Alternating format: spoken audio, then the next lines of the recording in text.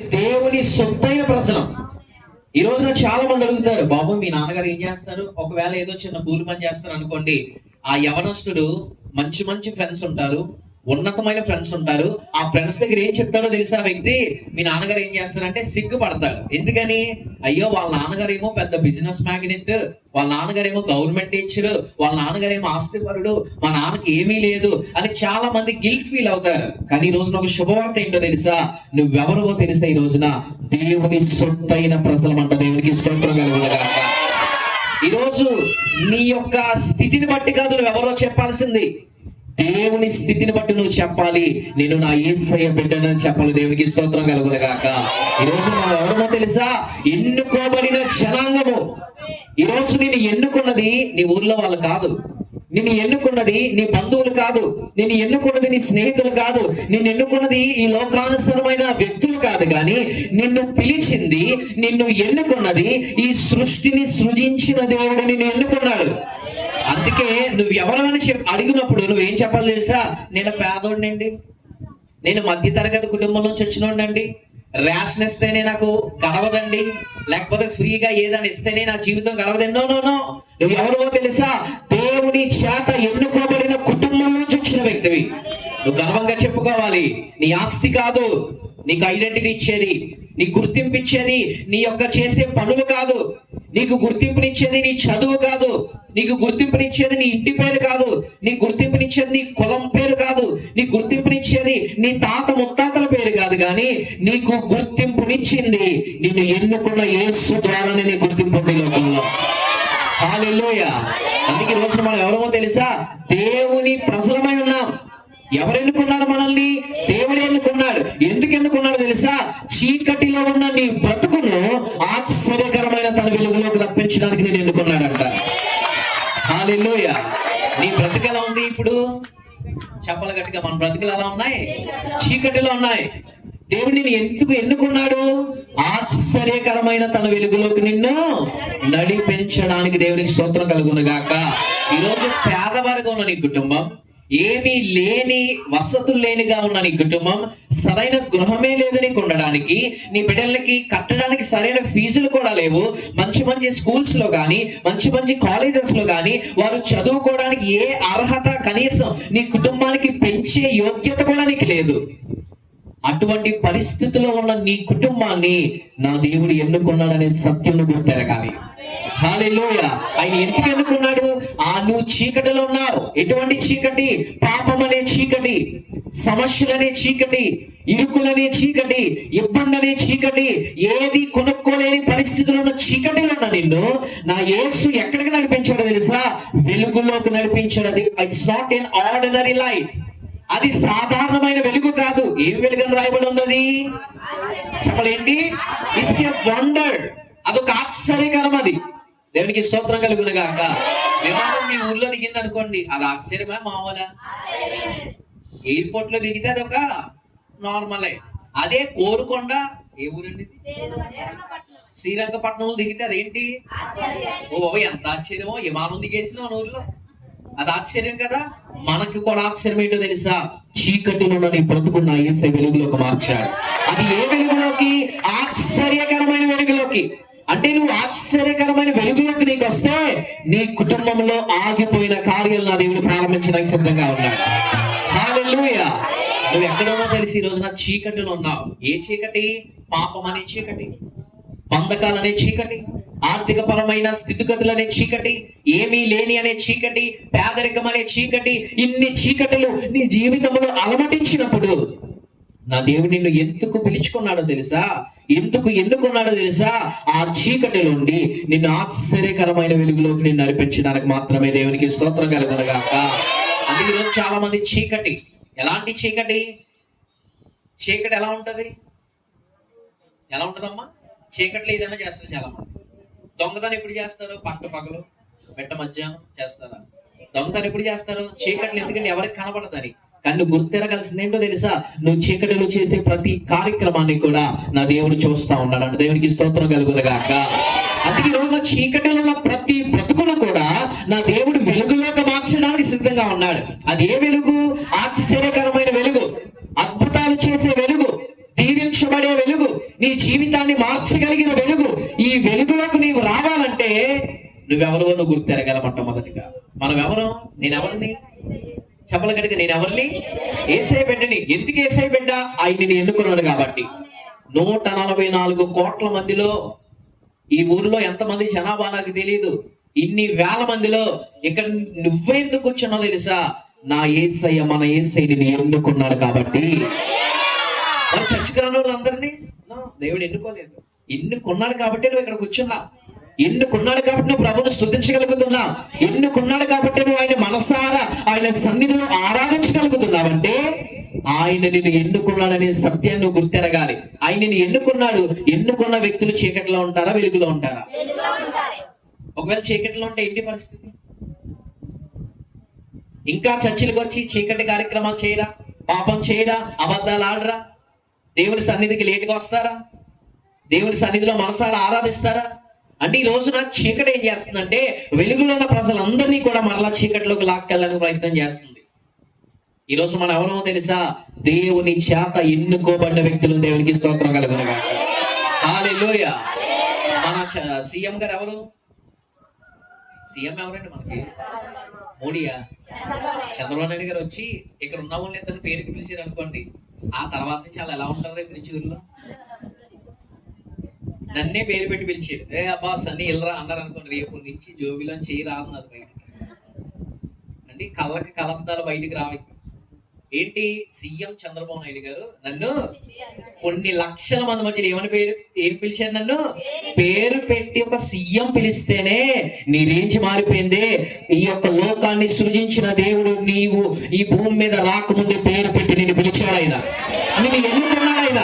నువ్వు ఎంత సంతోషంగా ఉండాలి, ఎంత ఆనందంగా ఉండాలి. దేవుడు ఎన్నుకున్నాడనే సత్యం నువ్వు ఎప్పటికీ మర్చిపోకు. దేవుడు ఎన్నుకున్నాడు కాబట్టి నేటికి మనం బ్రతికి ఉన్నాం. దేవుడు ఎన్నుకున్నాడు కాబట్టి నేటికి ఆరోగ్యంగా ఉన్నాం. లేకపోతే 2020 సంవత్సరంలోనే మనం ఎప్పుడో పాడెక్కేసేవాళ్ళం. కానీ దేవుడు నిన్ను ఎన్నుకున్నాడు కాబట్టి ఆ చీకటిలోంచి, ఆ యొక్క మరణకరమైన పడకలోంచి నా దేవుడు నిన్ను ఎందుకు ఆశ్చర్యకరమైన వెలుగులోకి నేను రప్పించాడో తెలుసా?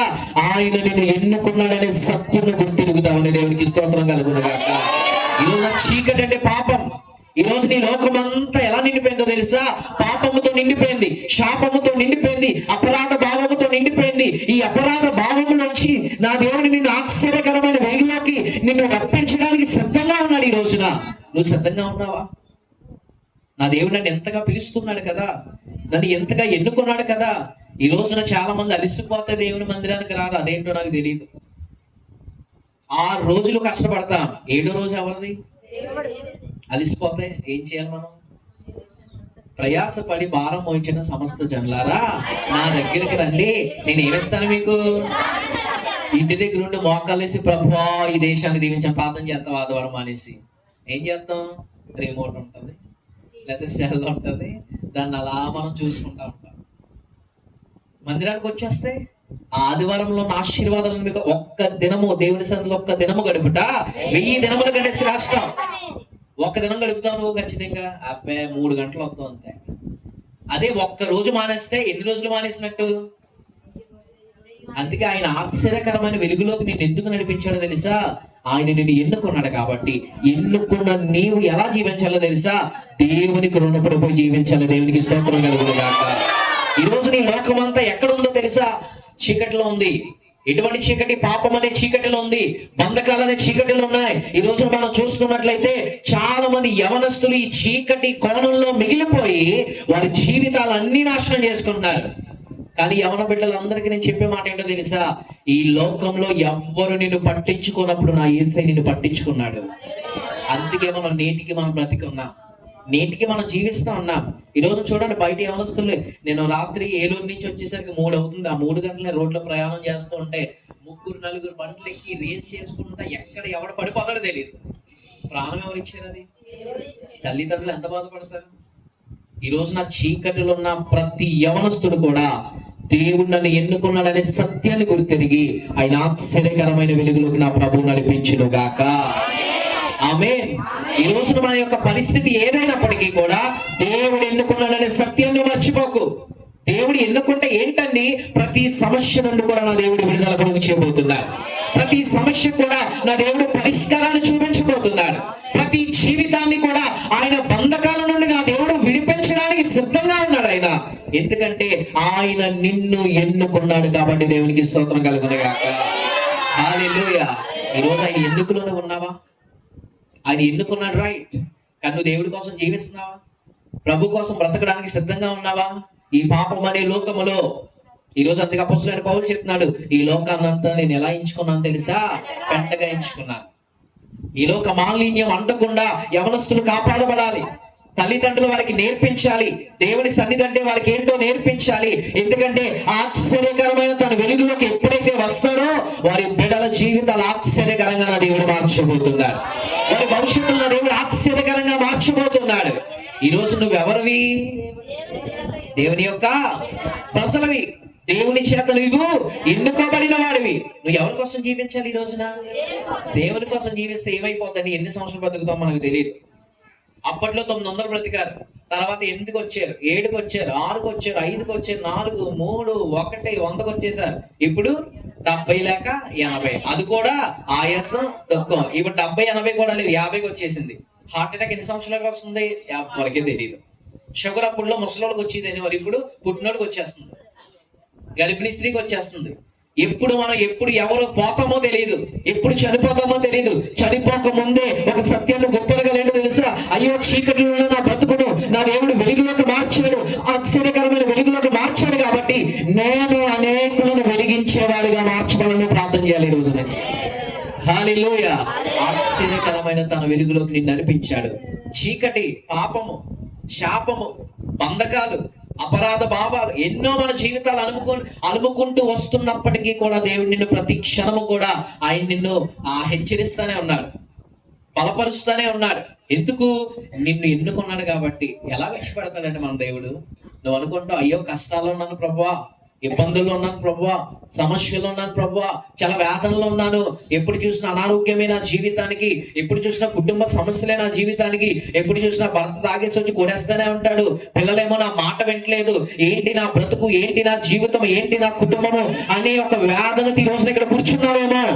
ఒక సత్యాన్ని గుర్తెరగలేంటో తెలుసా? నీవు మనుష్యుల చేత కాదు ఎన్నుకోబడింది, యేసు చేత ఎన్నుకున్నావు. కాబట్టి నీ బ్రతుకును మార్చగలిగిన కృప నా దేవుడు నీకు ఇవ్వబోతున్నాడు. హల్లెలూయా. అందుకే ఎంత అలిసిపోయినా సరే నువ్వు దేవుని మందిరానికి మానొద్దు. హల్లెలూయా. నేను మొన్న వైజాగ్ వెళ్ళాను. వైజాగ్ లో మీటింగ్ చూసుకున్నాను. రాత్రి వైజాగ్ లో పడుకున్నా. నిన్న ఫోన్ చేసి 2 గంటలకు వైజాగ్ నుంచి ఏలూరు బయలుదేరా. ఏలూరుకి వెళ్ళేసరికి 7 అయింది. మళ్ళా రెడీ అయ్యి మీటింగ్ లో పాల్గొన్నా. 10:30కి మీటింగ్ అయింది. మళ్ళా 11:30కి ఏలూరు నుంచి మళ్ళా పిఠాపురం బయలుదేరా. 3 అయింది. ఇంటికి వచ్చి అన్ని స్నానం చేసాను కాబట్టి 3:30 అయింది. ఉదయం లేచి చూస్తే 7:30 అయింది. వర్షం వస్తుంది. నేను ఏం చేయాలి ఇప్పుడు? కంటిన్యూస్ గా 1000 కిలోమీటర్ల కార్ నేను నడుపుకుంటాను. ఎవరికి ఉంది? ఎంత అలిసిపోయాను. సార్కి నేను ఫోన్ చేసి నేను రాలేనంటే ఆయన నన్ను ఏమన్నా అనగలడా? నువ్వు ఎందుకు రావు అని అనగలడా? నన్ను అనలేడు. ఒకటి మనం విశ్వసించాలి, ఏంటంటే మనం చనిపోయేలోగా మనం వెలగాలి, అనేకులు మనం వెలిగించాలంతే. హల్లెలూయా. బ్రతకడానికి పరమార్థం ఉండాలి. నువ్వెవరివి? దేవుని బిడ్డ. నువ్వు ఎవరి చేత ఎన్నుకోబడ్డావు? శ్రమలు వస్తే కృంగిపోతున్నావా? శ్రమలు వస్తే కన్నీరు కారుస్తున్నావా? ఇబ్బందులు వస్తే తలదించుకున్నావా? ఏదో ప్రజలు ఏదేదో మాట్లాడుతుంటే అయ్యో నా జీవితం ఇంతే, నా బ్రతుకింతే అని నువ్వు ఇంకా విసిగి వేసారిపోతున్నావేమో. గుర్తెరగాల్సిన సత్యం ఒకటి ఉంది. ఏంటో తెలుసా? నేను దేవుని చేత ఎన్నుకోబడిన కుటుంబంలోంచి వచ్చిన వ్యక్తిని. నేను కష్టాన్ని ఏమన్నా చేయగలవా? ఏం చేయలేవు. చీకటిలో ఉంటే నేను ఏదైనా చేయగలవు. వెలుగులోకి వస్తాయి. ఖాళీ సమయాల్లో చీకటి. ఫోనే మనకి పెద్ద చీకటి. ఫోన్లో గడిపినంత సమయం దేవుని దగ్గర గడపగలుగుతున్నామా? ఈ రోజున ముసలోళ్ళు, వాళ్ళకి చదువు వచ్చినా రాకపోయినా ఏం చేస్తున్నారు? వాళ్ళు ఇంతే. ఏలు అరిగిపోయినా ఏలు ముద్ర కూడా పడట్లేదు ఈ మధ్యన. ఇలా రుద్దడమేది ఎందుకు? ఏం చేస్తున్నారు? ముసలోళ్ళు కూడా రీల్సే. ఆ రీల్స్ వల్ల ఉపయోగం ఏంటి మనకి? వెలుగులోకి నడిపించబడ్డం అంటే, వెలుగంటే వాక్యం. ఆ వాక్యంలో చీకటిలో అంటే చీకటిమయంగా మారిపోయిన నీ జీవితాన్ని ఎప్పుడైతే వాక్యపు వెలుగులో నువ్వు చదువుతున్నావో ఆ చీకటి అంతటిని ఆ వాక్యం తీసి నేను ఆశ్చర్యకరమైన వెలుగులో నడిపించబోతుందంట. హల్లెలూయా.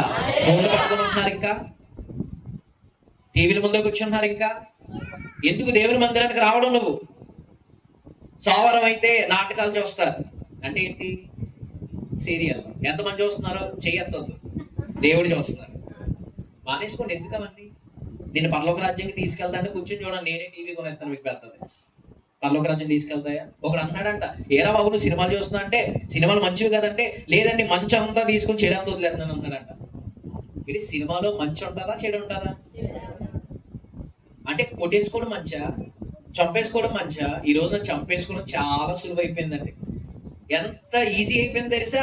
చంపేసి కుక్కర్లేంటి ఉడకబెట్టేసి పడిసేస్తున్నారు.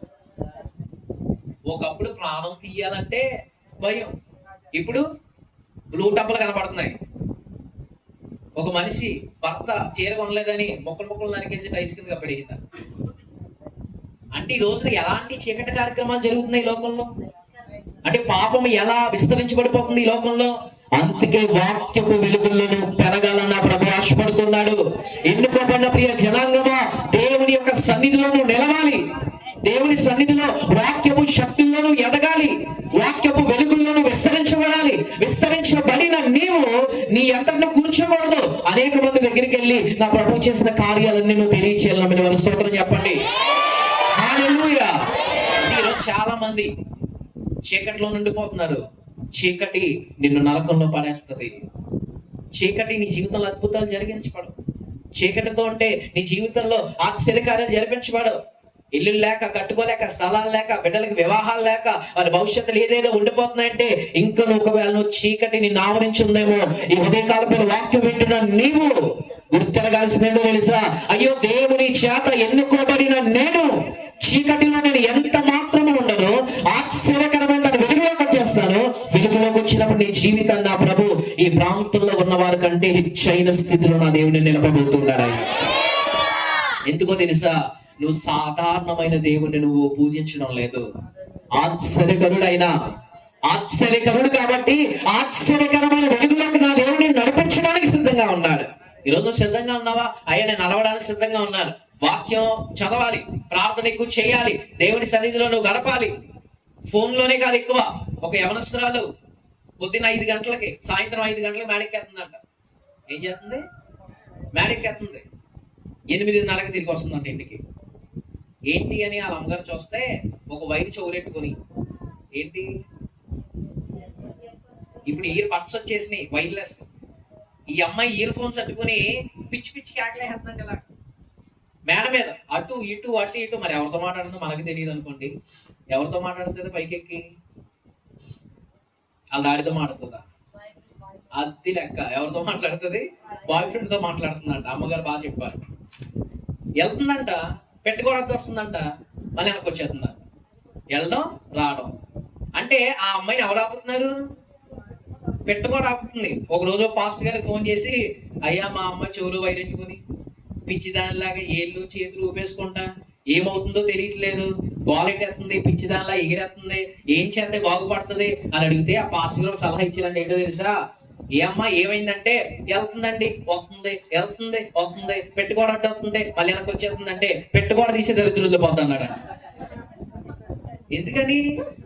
ఆ అమ్మాయికి పెట్టుకోవడం ఉందని కూడా తెలియదు. ఇలా నడుచుకుంటూ వస్తుంది, ఇక్కడ ఈ రాడ్ యూజ్ అవుతుంది, ఇలా తన్నుకుంటుంది, మళ్ళీ వెనక్కి వెళ్ళిపోతుంది ఇలా. అప్పుడు ఏమన్నారు ఆయన?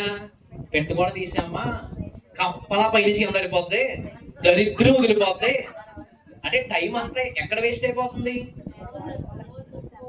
ఫోన్తో నిండిపోతుంది. ఈరోజు నేను చెప్తున్నాను కదా, ఈ ఫోన్ నీ జీవితాన్ని మార్చదు. నేను ఖచ్చితంగా చెప్తున్నాను, నీ జీవితాన్ని మార్చేది ఏంటంటే ఈ పరిశుద్ధ గ్రంథం మాత్రమే నీ జీవితాన్ని, నీ బ్రతుకును మార్చబోతుంది.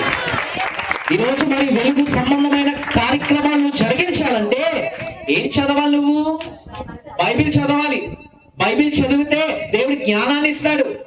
బైబిల్ చదవడం ద్వారా ఆశ్చర్యకరమైన తన వెలుగులోకి నిన్ను నడిపిస్తాడు నా దేవుడు. ఈరోజు నేను చెప్తాను, నువ్వెవరో తెలుసా?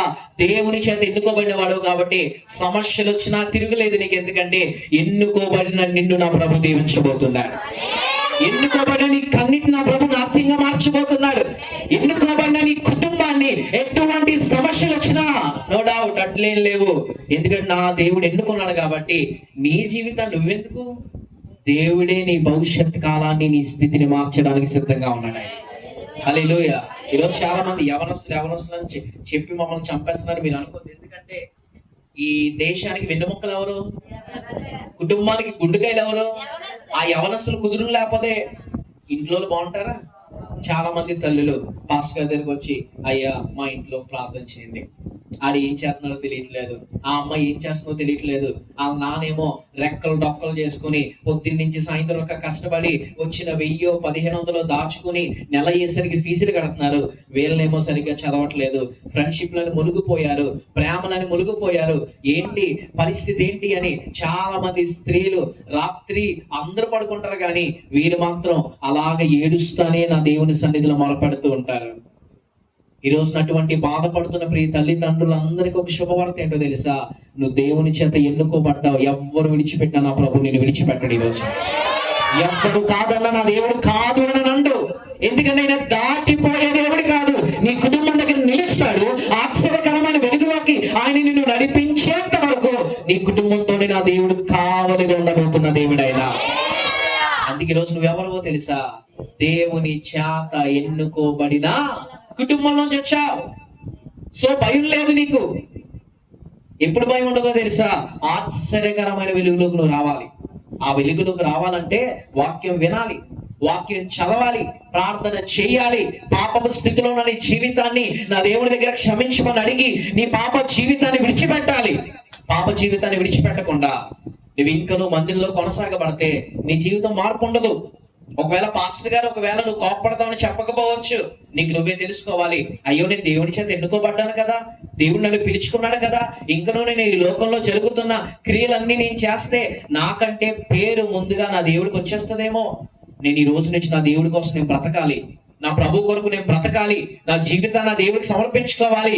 చీకటిలో ఉన్న నా బ్రతుకును నా దేవుడు వెలుగులోకి ఎలా మార్చాడో నీ బ్రతుకును కూడా నా దేవుడు ఆశ్చర్యకరమైన వెలుగులోకి మార్చడానికి సిద్ధంగా ఉన్నాడు ఆయన. హల్లెలూయా. అందుకే నువ్వెవరో తెలిసి ఈ రోజున ఎన్నుకోబడ్డావు. ఎవరి చేత? భయపడతావు. ఈ రోజు నుంచి కన్నీరు వస్తుంది. ఏం చేయాలా? 5 నిమిషాలు ఏడిసి మళ్ళీ పని ప్రారంభించేసుకో.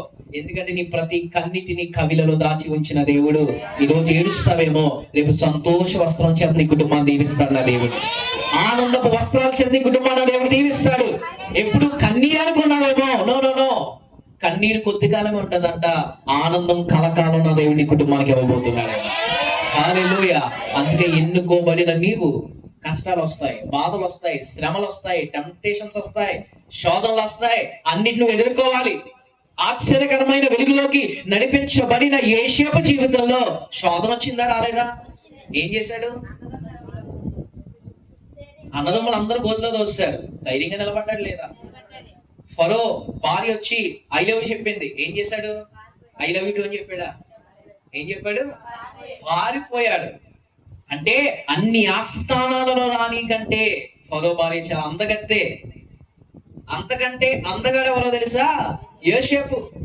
అంటే మొక్కలేసుకునేవాడు, మొక్కలకి నీళ్ళు వేసుకునే వ్యక్తికి ఒక రాణి గారు వచ్చి ఐ లవ్ యూ చెప్తే ఏం చేశాడు యోసేపు? అమ్మగారు ఎవరికీ తెలియకుండా మెయింటైన్ అన్నాడా? బాబు రాజుగారికి వెళ్తే చంపేస్తారండి బాబు, మనం బయటికి వెళ్ళిపోవచ్చు అన్నాడా? నో. అక్కడ నుండి ఆ వ్యక్తి ఏం చేశాడు? చీకటిలో నుండి పారిపోయాడు. దేవునికి స్తోత్రం కలుగును గాక. పారిపోయాడు కాబట్టి ప్రధానమంత్రిగా నా ప్రభు చేస్తాడు. ఈ రోజు నువ్వు చీకటి నుండి పారిపోతే అద్భుతాలను చూస్తావు. ఆశ్చర్యకరమైన వెలుగులోకి నువ్వు నడిపించబడితే అద్భుతమైన కార్యాలు, ఎన్నడూ చూడలేని కార్యాలు, ఎవరు చేయలేని కార్యాలు, ప్రాంతానికే నేను హెచ్చింపు కలిగిన స్థితి నా దేవునికి ఇవ్వబోతున్నాడు. చీకటిలోంచి మనం ఏం చేయాలి? పారిపోవాలి, పరిగెట్టుకుని పారిపోవాలి. యోసేపు పారిపోయాడు కాబట్టి ప్రధానమంత్రి అయ్యాడు. పారిపోకపోతే ఎగ్జాంపుల్ గా కూడా ఉండేవాడు కాదేమో. నిన్ను బట్టి అనేకులు ప్రభువుని నమ్ముకోవాలి, నిన్ను బట్టి అనేకులు ప్రభువులోకి రావాలి. అందుకే నువ్వు ఎవరో తెలుసా? ఎన్నుకోబడిన వాడివి. నేను ఎవరిని? ఎన్నుకోబడిన వారు ఎలా ఉండాలి? వాక్యాన్ని చదవాలి, ప్రార్థన చేయాలి. ఎలా జీవించాలి? పరిశుద్ధంగా జీవించాలి. చీకటిలో నువ్వు ఎలా బయటపడిపోవాలి తెలుసా? ఆశ్చర్యకరమైన తన వెలుగులోకి నువ్వు బయటకు వచ్చేయాలి. రెండో వాదన చెప్పడానికి సిద్ధంగా ఉన్నాను. నేను ఎలా జీవించాలి? ఈరోజు చాలా మంది పుడతారు, చర్చికి వెళ్తారు, కానీ వారికి ఎలా జీవించాలో తెలియదు. ఎలా జీవించాలి? నువ్వు పరిశుద్ధంగా జీవించాలని దేవునికి స్తోత్రం కలుగును గాక. నువ్వు ఎందుకు పరిశుద్ధంగా జీవించాలో తెలుసా? నువ్వు దేవునికి సొత్తుగా ఉన్నావు కాబట్టి, దేవుడు నేను పిలుచుకున్నాడు కాబట్టి నువ్వు ఎలా జీవించాలి? చాలా పరిశుద్ధంగా నువ్వు జీవించాలి. పరిశుద్ధత అంటే వైట్ అండ్ వైట్ వేసుకోవడం కాదు. పరిశుద్ధత అంటే ముందుగా వచ్చేసి పాటలు పాడి ఆరాధన చేసేయడం కాదు. నీ పరిశుద్ధత దేవుడు చూడాలి. పాస్టర్ గారికి ప్రైజ్ లోడండి అని చెప్తారు. వెళ్ళిపోయిన తర్వాత ఏమంటారు చాలా మంది, బాబు ఈ టైంకి వచ్చేటండి బాబు ఇంటికి. పాస్టర్ గారు వచ్చే టైంకి ఎంతమంది టీవీలు కట్టిన సంఘస్థలు ఉన్నారు ఇక్కడ? పాస్టర్ గారు వచ్చేసరికి ఓ పాస్టర్ గారు బుల్లెట్ కొనుక్కున్నారంట. ఏం కొనుక్కున్నారు? బుల్లెట్ కొనుక్కున్నారంట. ఆయన వచ్చేసరికి వీధి శివరం అంతది కదా బండి. అమ్మల అమ్మాయి పాస్టర్ గారు వచ్చేస్తారని టీవీ గడేసి మొత్తం ఎక్కడ సర్దేసి కూర్చున్నారంట. ఒకరోజు పాస్టర్ గారు బండి స్టార్ట్ అవ్వట్లేదు. ఆ అబ్బాయిదేమో కరెంట్ బండి వచ్చింది, బ్యాటరీ బండి. ఆ బ్యాటరీ బండి ఎలా అవుతుంది? సౌండ్ అనుకుంటూ వెళ్ళిపోతుంది. మరి పాస్టర్ గారు వస్తారు హౌస్ విజిటింగ్ కి. పాస్టర్ గారు వచ్చే ముందు ఏమొచ్చేది? బుల్లెట్ సౌండ్ వచ్చేది. ఇప్పుడేమో పాస్టర్ గారికి బండి స్టార్ట్ అవ్వక పాపాల అబ్బాయి బండి వేసుకుని వస్తున్నాడు. ఈ లోపండి ఇంట్లో మొత్తం గిన్నెలన్నీ తిరిగేస్తున్నారంట. పెద్ద సౌండ్ వేసారంట సినిమా పాటలు. పాస్టర్ గారు ఎంటర్ అవ్వడానికి ఫస్ట్ దాకొచ్చి పాస్టర్ గారు మొక్క మీద పడిపోయిందంట. ఎందుకు? ఆవిడేమో చర్చిలో చాలా అద్భుతంగా పాటలు పాడుతుంది, వాక్యం చదువుతుంది, అన్నిటిలో లీనమైపోద్ది. పాస్టర్ గారు వాక్యం చెప్పేటప్పుడు చూసావా అలాంటి స్త్రీలను ఉండాలి అని అందరికీ చెప్పేవారు. పాస్టర్ గారు పాపం ఇంటికి వెళ్ళేసరికి దాకా వాసిపోయింది ముఖం మీద. అంటే ఈ రోజున మనం ఎలా జీవిస్తున్నామో చర్చిలో కాదు నువ్వు చూపించాల్సింది, రోడ్డు మీద నువ్వు చూపించాలి. నువ్వు ఎలా నడుస్తున్నావో, నువ్వు ఎలా బ్రతుకుతున్నావో చర్చిలో కాదు. దేవుడు చూస్తాడంట నువ్వు బయట ఎలా ఉంటున్నావు, బయట ప్రజల మధ్య ఎలా ఉంటున్నావు, బయట నీ ఫ్రెండ్స్ తో ఎలా ఉంటున్నావు. నీ పరిశుద్ధత ఎక్కడ కాపాడుకోవాలి తెలుసా? దేవుని మందిరంలో కాదు, నువ్వు బయట ఉన్నప్పుడు నీ పరిశుద్ధత కాపాడుకోవాలి. ఫ్రెండ్స్ తో బయటకు వెళ్తే సినిమాకి వెళ్దాం రాదా అంటే నువ్వేం చెప్పాలి? రానని చెప్తారు ఈరోజు. అబ్బాయి నేను వస్తాను కానీ నువ్వు ఎవరితో చెప్పగలరా అని చెప్తారు. ఎస్, బయట ఫ్రెండ్ అడిగినప్పుడు నువ్వేం చేయాలి తెలుసా? నేను రాను, నేను ఎవరినో తెలుసా? దేవుని సొత్తై ఉన్నాను నేను, పరిశుద్ధ జనములో పిలువబడిన నేను, దేవుని చేత ఎన్నుకోబడ్డాను నేను ఎందుకు రావాలి? ఈరోజు చాలా మంది ఈ రోజున పరిశుద్ధ జీవితం లేక వారి జీవితాలు నాశనం అయిపోతున్నాయి. ఒకడు కవిత్వం రాశాడంట, పూజ కోసం పువ్వు అన్నాడంట. ఏంటండి? పూజ కోసం పువ్వు, నా కోసం నువ్వు, మనందరితో ఇదే లవ్వు అన్నాడంట. ఎంత అమ్మాయి ఏం చేసింది? బాబాయ్ కవిత్వేశ్వరుడు నా దగ్గరికి వచ్చేసాడు అని లవ్ చేసిందంట. ఇంకొక అమ్మాయికి ఏమో బొమ్మలనే ఇష్టం అంట. బొమ్మలు గీసేవాడు అంటే ఇష్టం ఒక అమ్మాయికి. బొమ్మలు గీసేవాడు ఇష్టం అయితే ఒక ట్రైన్ లో కూర్చుంటే బొమ్మ ఇస్తాడంట. అమ్మాయికి ఏమి ఇష్టం? ఈ బొమ్మ చూపించబడికి ఈడే నా భర్త వేసుకుందంట. 2 నెలలు అయిన తర్వాత చచ్చిపోయాడు బాబా. ఏమైపోయాడు? చచ్చిపోయాడంట. అయితే ఈ లోపు బయాలజీ బైపీసీ తీసుకుంది అమ్మగారు. ఇంటర్ కాలేజ్కి వెళ్ళింది. జువాలజీలో బొమ్మలు వేస్తున్నారు. ఎవరు? మాస్టర్. అమ్మగారికి ఏమి ఇష్టం? చెప్పండి, ఏమి ఇష్టం అమ్మా? వెంటనే మాస్టర్ మీద ఏం పడేసుకుంది? మాస్టరు నిన్ను మేము లవ్ చేస్తున్నాను, పెళ్లి చేసుకుందాం అని కొన్ని రోజులు మాట్లాడుకున్నాక 3 నెలల పోయిందా దిగిడి చచ్చిపోయాడు. ఎవరు చచ్చిపోయారమ్మా? మాస్టర్ చచ్చిపోయాడు. తర్వాత ఇంకొకడు బొమ్మ వేసి ఇచ్చాడు. ఆడు కూడా 3 నెలలు తిరగకుండా చచ్చిపోయాడంట. ఈ అమ్మాయి డిప్రెషన్ లోకి వెళ్ళిపోయింది. ఇదేంట్రా బాబు, ఎవరిని ప్రేమించినా చచ్చిపోతున్నాడు, నేను కూడా చచ్చిపోదాం అనుకుని డిసైడ్ అయిపోయిందంట. ఒక రోజున టీవీ ముందుకు వచ్చిన వాక్యం ఏంటి? ఏంటి? ఒక పాస్టర్ గారి దగ్గరికి వెళ్తే, అయ్యా ఎవరు ప్రేమించినా చచ్చిపోతున్నారయ్యా, ఎవరు నేను కావాలనుకున్నా చచ్చిపోతున్నారు, ఏంటి నా పరిస్థితి, నా జీవితం ఎలా మారిపోయిందంటే, అమ్మా నేను ఒక వ్యక్తిని పరిచయం చేస్తాను, ఒకవేళ నువ్వు ప్రేమించిన వాళ్ళు అందరూ చచ్చిపోతున్నారేమో కానీ చచ్చిపోయిన వ్యక్తి మరలా తిరిగి లేచాడు, ఆ వ్యక్తిని ప్రేమిస్తే ఇంకెన్నటికీ మరణం ఉండదని చెప్పాడంటండి. హల్లెలూయా. ఈరోజు ప్రేమించాల్సింది లోక సంబంధమైన వ్యక్తులు కాదు, పరిశుద్ధంగా జీవిస్తున్న నీవు యేసుని ఎప్పుడైతే ప్రేమించగలుగుతావో నీ సరైన భాగస్వామిని నా దేవుడు ఏర్పాటు చేయడానికి సిద్ధంగా ఉన్నాడు ఆయన. అందుకే ఈ రోజు అందరూ ఎవరిస్తారు, అందరూ సెలక్షన్ ఆల్దే. ఒకడు అడిగాడంటే పెళ్ళిలో అరేంజ్ లవ్ అన్నాడంట. మేము అరేంజ్ చేసుకున్నాం అన్నాడంట. అరేంజ్ మ్యారేజ్ అయింది, లవ్ మ్యారేజ్ అంటే మేము అరేంజ్ చేసుకున్నాం అంటే దానికి ఏంటి అర్థం? లవ్ మ్యారేజ్ అని అర్థం దానికి. కానీ ఈ రోజు నేను చెప్తున్నాను, వివాహ విషయంలో చాలా మంది తొందరపడిపోతున్నారే. వ్యాపారంలో చాలా మంది తొందరపడిపోతున్నారే, ఏ కార్యక్రమం చేయడానికి తొందరపడిపోతున్నారే. ఈ రోజున దేవుని చేత ఎన్నుకోబడిన నీవు ఎలా నడుస్తున్నావు, ఎలా ప్రవర్తిస్తున్నావు, ఎలా జీవిస్తున్నావు నీవు, ఏది పరిశుద్ధమో ఏది పాపమో తెలుసుకోవాల్సిన బాధ్యత నీ మీద ఉంది ఖచ్చితంగా. అందుకే ఈ రోజున మనం ఏ అడుగు ముందుకేసినా అది దేవుని చిత్తమో కాదో నువ్వు తెలుసుకోవాలి.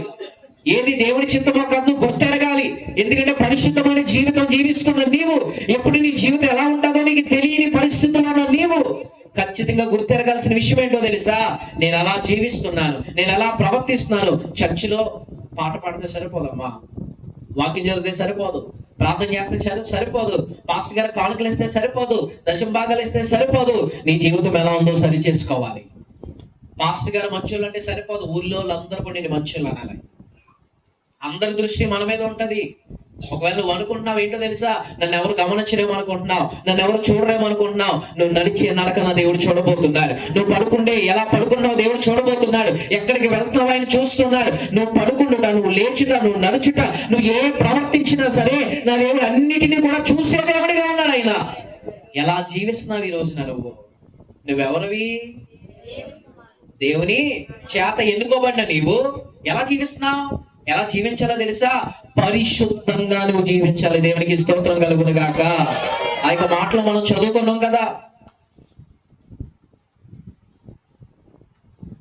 అయితే మీరు చీకటిలో నుండి ఆశ్చర్యకరమైన తన వెలుగులోకి మిమ్మల్ని పిలిచిన వారి గుణాత్సవం ప్రచురము చేయి నిమిత్తం ఏర్పరచబడిన వంశమును, రాజులైన యాజక సమూహమును, పరిశుద్ధ జనమును. దేవుడు మనకు ముందే బిరుదు ఇచ్చాడు. ఏంటంటే మనందరం కూడా పరిశుద్ధ. నువ్వు ఎలా జీవించాలి ఈ రోజు నుంచి? ఎందుకు జీవించాలి తెలుసా? నువ్వు దేవుని ప్రియ కుమార్తెవు కాబట్టి. ఈ రోజున మీ నాన్నకే నువ్వు చెడ్డ పేరు తెస్తే గోబలు ఆసిపోయిలో కూడా వేస్తాడు కొట్టడా, కర్ర ఇరిగిపోయిలో కూడా వేస్తాడు కొట్టడా. మరి దేవుని సొత్తైన నీవు పరిశుద్ధంగా జీవించకపోతే ఏంటి నీకు పనిష్మెంట్ అనుకోకు. ఇక్కడ లేకపోయినా ఒకానొక రోజు తీర్పు దినాన్ని, ఆ రోజున ఎక్కడ గుండెలు బాదుకోనో మనకు తెలియదు, ఎక్కడ ఏ పరిస్థితులు జరుగుతాయో మనకు తెలియదు. అందుకే ఈరోజు నేను చెప్తున్నాను, చాలా జాగ్రత్తగా వినండి. ఈ రోజున దేవుని సొత్తుగా పిలువబడిన నీవు, దేవుడు ఏర్పరచబడిన కుటుంబంలోంచి వచ్చిన నీవు, దేవుడిని ఎన్నుకున్నాడు కాబట్టి నువ్వెవరివి? దేవుని చేత ఎన్నుకోబడిన వ్యక్తివి. నువ్వు ఎలా జీవించాలి? పరిశుద్ధంగా జీవించాలి. ఎవరు జీవించాలి పరిశుద్ధంగా బైబిల్ గ్రంథంలో అంటే? చాలా మంది జీవించాలి. అందులో మొట్టమొదటి క్యారెక్టరిస్టిక్ ఎవరిదన్నా ఉందంటే యోసేపుది ఉంది. దేవుని చేత ఎన్నుకోబడ్డాడే, కానీ ఒక అమ్మాయి చేతిలో పడిపోయి బానిస అయిపోయి తన జీవితాన్ని నాశనం చేసుకున్నాడు. ఎవరు? సంసోను. అంటే దేవుని చేత ఎన్నుకోబడిన వారందరూ పరలోక రాజ్యం వెళ్ళిపోరు. దేవుని చేత ఎన్నుకోబడిన నీవు పరిశుద్ధంగా జీవిస్తే పరలోక రాజ్యం వెళ్తాను ఖచ్చితంగా. యోసేపు ఎలా జీవించాడో తెలుసా? చాలా పరిశుద్ధంగా జీవించాడు. ఎన్ని ఆటంకాలు వచ్చాయి, అన్నదమ్ములు అమ్మేశారు, కృంగిపోయాడు. అయినప్పటికీ దేవుడు విడిచిపెట్టాడా? ఒంటరిగా మిగిలిపోయాడు. దేవుడు విడిచిపెట్టాడా? ఒకవేళ నీ కుటుంబం కూడా ఈ రోజున ఒంటరిగా మిగిలిపోయిందేమో, ఏది బాధపడాల్సిన పని లేదు. ఒంటరైన వాడు 1000 మందిగా దేవుడు చేయబోతున్నాడు అంటండి. ఒంటరి జనాంగానే 10,000 మందిగా నా ప్రభు మార్చబోతున్నాడు. ఒంటరి కుటుంబం అని ఎప్పుడు బాధపడక. ఎందుకో తెలుసా? సృష్టిని సృజించిన సృష్టికర్త నీ వెనకాల ఉన్నాడు కాబట్టి భయపడాల్సిన బాధ ఏం లేదు నీకు ఈరోజు. హల్లెలూయా. ఎన్ని కష్టాలు వచ్చినా, ఎన్ని బాధలు వచ్చినా, ఎన్ని ఇబ్బందులు వచ్చినా, యేసయ్య నేను నీతోనే కొనసాగిపోతానంటే నీ వెనకాల నా దేవుడు ఎంత దూరమైన రావడానికి సిద్ధంగా ఉన్నాడు.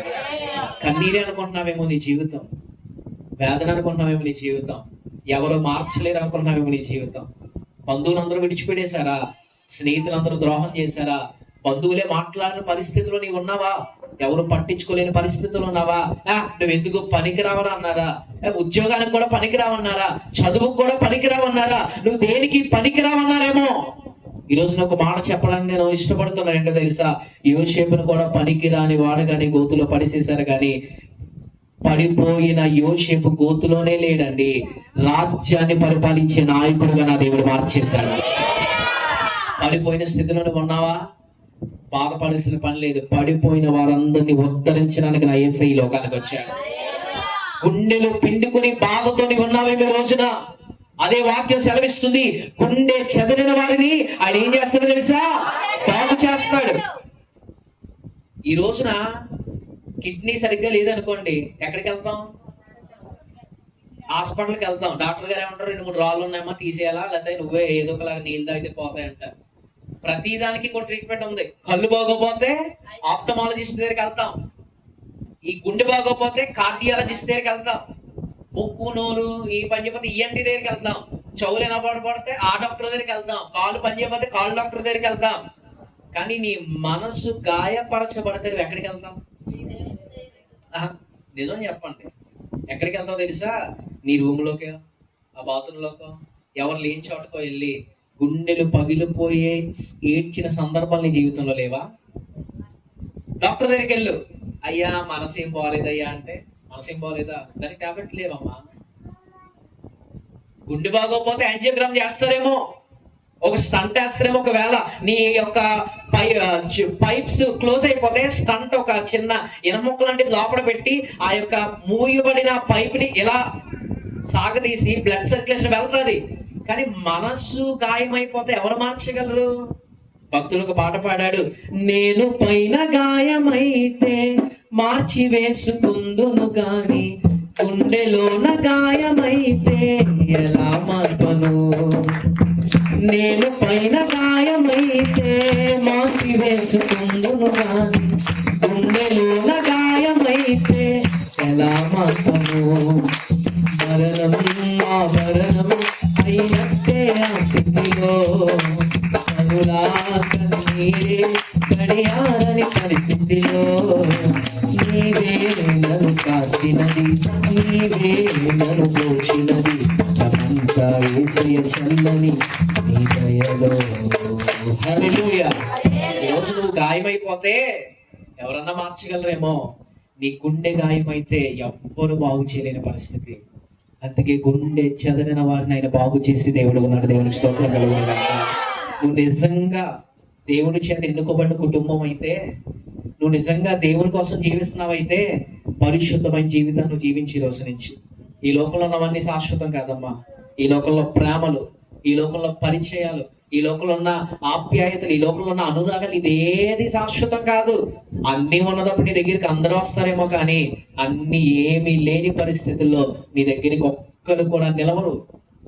అటువంటి స్థితిలో నా దేవుడు మాట్లాడుతున్న మాట, నీవే కనుక నిజంగా పరిశుద్ధ జనముగా నీవు మార్చబడితే, ప్రపంచమంతా ఏకమైపోయినా, ప్రపంచమంతా నీకు దూరం అయిపోయినా, నా దేవుడిని పక్షాన నుండి యుద్ధం చేయడానికి సిద్ధంగా ఉన్నాడు ఆయన. హల్లెలూయా. మనుషులు నమ్ముకోకి ఈ రోజున దేవుని నమ్ముకో, నీ కుటుంబం బాగుపడుతుంది. దేవుని విశ్వసించు, నీ కుటుంబం అంచెలంచెలుగా దేవుడు దీవిస్తాడు. పరిశుద్ధంగా జీవిస్తే యోసేపుని దేవుడు ఎలా ఆశీర్వదించాడు, ప్రధానమంత్రిగా ఎలా మార్చాడు, నీ జీవితాన్ని కూడా దేవుడు మార్చడానికి సిద్ధంగా ఉన్నాడు. ఈ రోజు నువ్వు ఎలా ఉండాలో తెలుసా? చీకటిలో నుంచి నువ్వు ఎక్కడికి మారిపోవాలి? చెప్పాలి గట్టిగా, ఎలాగా? ఆశ్చర్యకరమైన వెలుగులోకి మార్చబడిన నీవు గుర్తించాల్సిన ఎవరినో తెలుసా? పలానా వాడు మనవను కాదు. చాలా మంది చెప్తారు, ఏంటి తెలుసా? పోలీసుడు ఆపాడు, నేను ఎవరినో తెలుసా అంటాడు. ఎవరు నువ్వు? పలానా ఎమ్మెల్యే గారి తాలూకా, పలానా సర్పంచ్ గారి తాలూకా, పలానా వాళ్ళ తాలూకా, ఇలా చెప్తాం. కానీ ఒకవేళ ఏ స్థితి కష్టం వచ్చినప్పటికీ కూడా ఆ కష్టంతో నువ్వేం చెప్పాలి తెలుసా? హలో, నేను ఎవరినో తెలుసా? నా దేవుని కుమార్తెను. ఇటువంటి చిన్న చిన్న భయాలకి భయపడిపోయే వ్యక్తిని నేను కాదు. ఎందుకంటే నా వెనకాల ఉన్న దేవుడు ఎవరో తెలుసా? ఈ లోకాన్ని సృజించిన దేవుడు నా వెనకాల ఉన్నాడు. కాబట్టి ఏ భయము కూడా నన్ను భయపడలేదని చెప్పాలి ఖచ్చితంగా. దేవునికి స్తోత్రం కలుగును గాక. హల్లెలూయా. మూడో మాట చెప్పి నేను ముందుకు వెళ్ళి ముగించడానికి సిద్ధంగా ఉన్నాను. మొట్టమొదటిది ఏంటి? నేను నువ్వెవరు అమ్మా? అమ్మా, దేవుని చేత. ఇంకో మాట కూడా చెప్పాను, ఎన్నుకోబడిన వ్యక్తివి. రెండోది, నువ్వు ఎలా జీవిస్తున్నావు? నువ్వు ఎలా జీవించాలి ఈ రోజున? ఎవరిలా జీవించాలి? యోసేపులా జీవించాలి, ఎస్తేరులా జీవించాలి, రూతులా జీవించాలి, నయోమిలా జీవించాలి. ఈ లోకంలో బైబిల్ కథలో చాలా మంది జీవితాలు దేవుడు మన మధ్య పెట్టాడు. ఒకవేళ పాపం చేసినప్పటికీ దావీదులా జీవించు. ఎస్, దావీదుకి దేవుడు ఉన్నతమైన పేరు ఇచ్చాడు. తెలుసా? ఈయన నా హృదయానుసారుడు. పాపం చేశాడు, అయినప్పటికీ కూడా పాపాన్ని ఒప్పుకున్నాడు. ఎవరైతే పాపాలను విడిచిపెడతాడో వాడు ఏమవుతాడో తెలుసా? కనికరించబడతాడని దేవుడు వాక్యం సెలవిస్తుంది. నువ్వు అనుకోవచ్చు, అయ్యా నేను చేయలేని పనులన్నీ చేస్తాను, పాపంలో మునిగిపోయాను, దేవునికి చాలా దూరంగా మార్చబడ్డాను, కానీ ఈ రోజు నేను వాక్యం వింటున్నాను కదా, పరిశుద్ధంగా జీవించాలని ఆశపడుతున్నాను ప్రభా. నువ్వు ఎంత ఘోర పాపమైనా సరే దేవుని పాదాల దగ్గరికి వస్తే ఘోర పాపలు సైతం కూడా పరిశుద్ధమైన వ్యక్తులుగా దేవుడు మార్చబోతున్నాడు. మనుషులైతే నీ గత జీవితాన్ని ఎత్తుతారేమో కానీ నా దేవుడిని భవిష్యత్ కాలం కొరకు ఆలోచిస్తున్న దేవుడు. చూడండి, మనుషులు అంతే కదా. నువ్వు ముందు సంవత్సరం చేసిన పాపాన్ని, ముందు సంవత్సరం చేసిన దొంగతనాన్ని, ముందు సంవత్సరం చేసిన అబద్ధాన్ని ఎత్తుతారేమో కానీ దేవుడు అటువంటి దేవుడు కాదు. ఎప్పుడైతే పాప క్షమాపణ పొందుకుంటావో రేపటి కాలం దేవుడు నీ కొరకు ఏది దాచి ఉంచాడో దేవుడు నీకు తెలియచేయడానికి సిద్ధంగా ఉన్నాడు. హల్లెలూయా. నువ్వెవరివి? దేవుని సొత్తువి, దేవుని చేత ఎన్నుకోబడిన వ్యక్తివి. నేను ఎలా జీవించాలి? పరిశుద్ధంగా. ఎందుకో తెలుసా? నేను దేవుని సొత్తు అన్నాను కాబట్టి దేవునికి స్తోత్రం కలుగును గాక. మూడోది ఏంటో తెలుసా? నువ్వు ఈ లోకంలో ఎందుకు జీవిస్తున్నావు? చెప్పండి, ఎందుకు జీవిస్తున్నారు మీరు ఈ లోకంలో? పూర్వపురం జీవిస్తున్నారు మీరు. ఈ లోకంలో మీరు ఎందుకు జీవిస్తున్నారో తెలుసా? మీరు కష్టపడడానికి, పని చేయడానికి, బ్రతకడానికి, మీ పిల్లలను చదివించుకోవడానికి, వారిని గొప్ప స్థితిలో పెట్టుకోవడానికి అని అనుకుంటున్నారేమో. కాదు, ఈ లోకంలో నువ్వు ఎందుకు జీవించాలో తెలుసా? దేవుడు నీ జీవితంలో చేసిన కార్యాలన్నిటినీ అనేక మంది, నీ ఊర్లో అన్ని జనులు ఉన్నారు కదా, వారందరికీ నువ్వు తెలియచేయాలి. దేవునికి స్తోత్రం కలుగును గాక. ఆ మాట చదువుకుందాం ఒకసారి. దేవుని సొత్తైన ప్రజలై ఉన్నారు. ఆ పై వచనం చదువుదాం ఒకసారి. ఆశ్చర్యకరమైన తన వెలుగులోకి మిమ్మల్ని పిలిచిన వారి గుణాతిశయంలో ప్రచురము చేయ నిమిత్తము ఏర్పరచబడిన వంశములు, రాజులైన యాజక సమూహము, పరిశుద్ధ జనము, దేవుని సొత్తైన ప్రజలమై ఉన్న. ఆ పై వచనంలో ఒక మాట ఉంటది, ఏంటంటే వెలుగులోనికి మిమ్మల్ని పిలిచిన వారి గుణాతిశయములను ప్రచురింప చేయు నిమిత్తము. ఈ లోకంలో ఎందుకు జీవిస్తున్నావు? ఆయన గుణాతిశయాలను నువ్వేం చేయాలి? ఇందాక నా కోసం చాలా మాటలు చెప్పారు.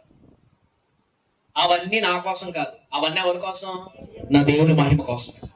ఈ రోజున దేవుని నీ జీవితంలో చేసిన మేళ్ళన్నిటినీ, అంటే అతను చేసిన గుణాతిశయములన్నిటినీ, నీ జీవితంలో చేసిన అద్భుతాలన్నిటినీ నువ్వేం చేయాలి?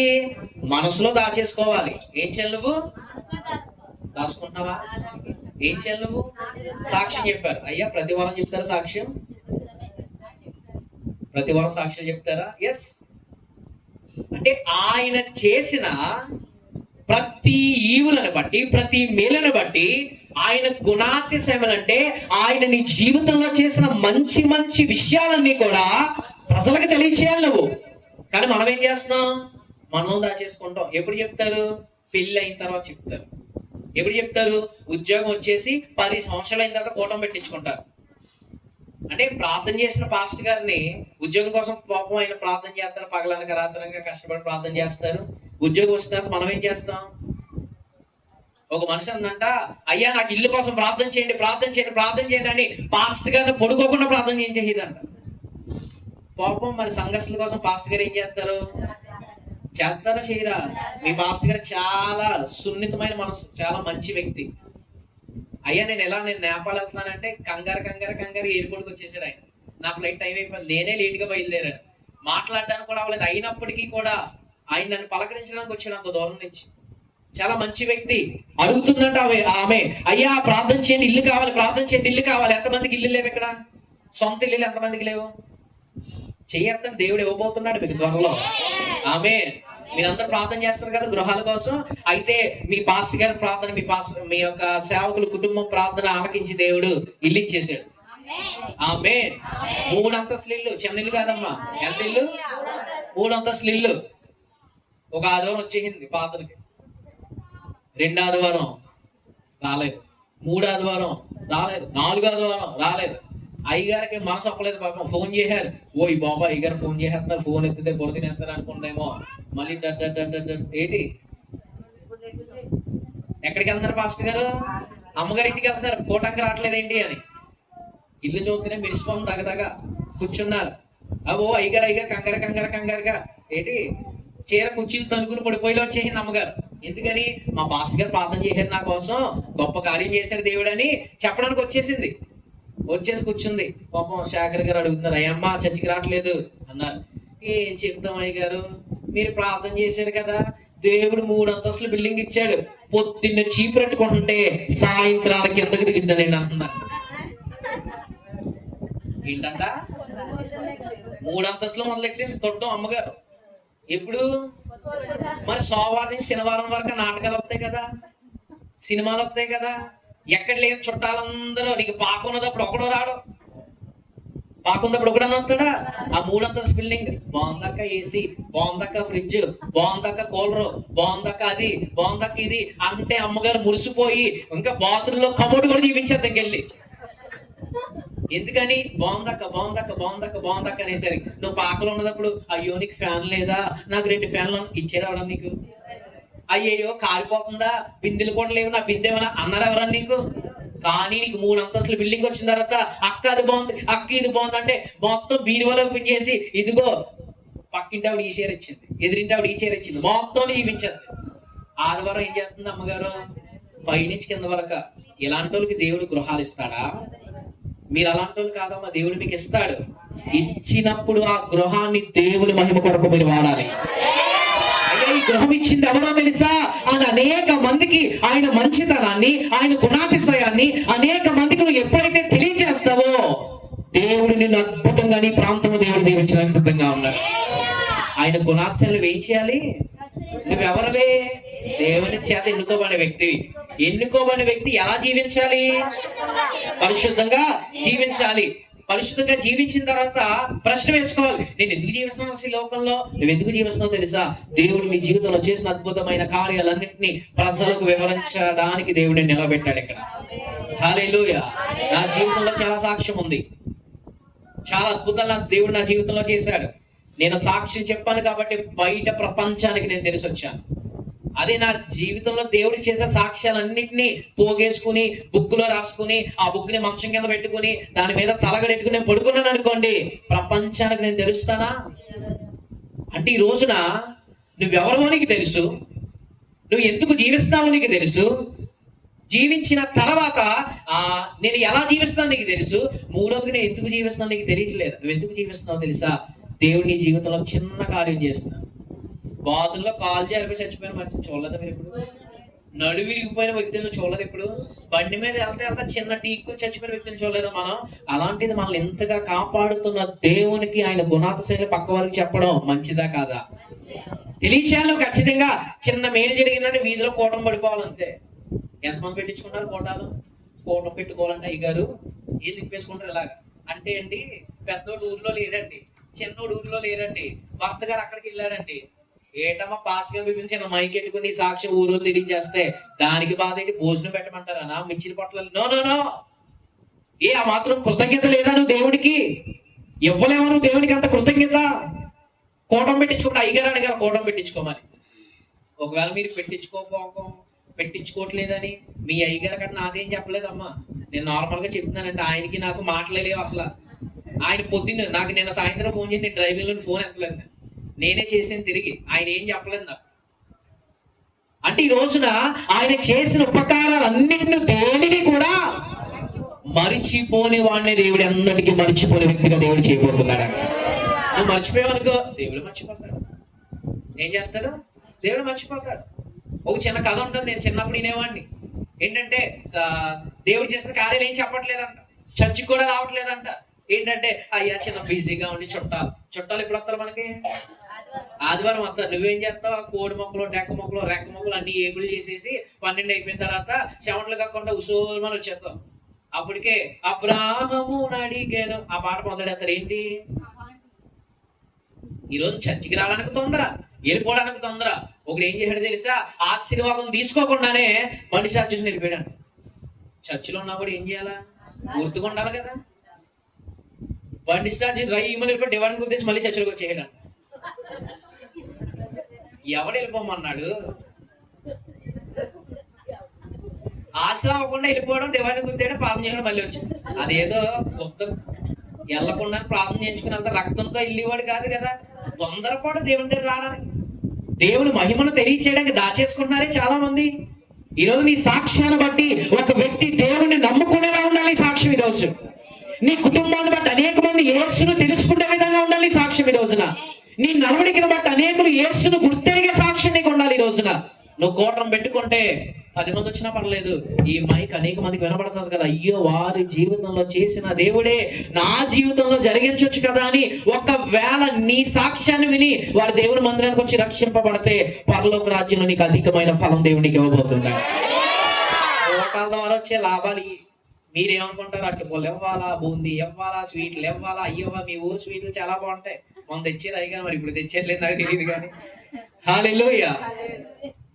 ఎస్, ఆయన గుణాతిశయాలను ప్రకటించాలి, ఆయన గుణాతిశయాలను తెలియచేయాలి. నువ్వు ఎందుకు జీవిస్తున్నావు ఈ రోజున? చెప్పాలి గట్టిగా.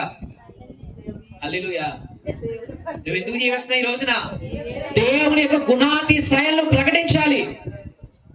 ఏంటి ఎంతమంది చదువుతున్నారు ఇక్కడ? అమ్మాయికి ఫస్ట్ ర్యాంక్ వచ్చింది. అమ్మా ఫస్ట్ ర్యాంక్ వచ్చింది కదా అంటే, రాత్రి అనక పగలనక నేను కష్టపడి చదవను కాబట్టి నాకు ఫస్ట్ ర్యాంక్ వచ్చింది అని చెప్తే ఇంకేముంది మహిమ అందులో? ఏం చెప్పాలి తెలుసా? దేవుని కృప నాలో ఉంది కాబట్టి నాకు ఫస్ట్ ర్యాంక్ వచ్చింది. ఎస్, ఉద్యోగం రాదు రాదు రాదు, ఉద్యోగం వచ్చినట్టు నువ్వేం చెప్పాలి తెలుసా? అయ్యా పగలనక రాత్రనక లైన్ లో నుంచి కష్టపడి ఇంటర్వ్యూలు అటెండ్ అయ్యి ఇన్ని చేశాను కాబట్టి నాకు ఉద్యోగం. అది కాదు నువ్వు చెప్పాల్సింది, నా దేవుని కనికరం ఉంది కాబట్టి నాకు ఉద్యోగం వచ్చింది, దేవుని కృప ఉంది కాబట్టి నేను ఇల్లు కట్టుకున్నాను, దేవుని కృప ఉంది కాబట్టి ఇంకా నేను బ్రతుకున్నాను.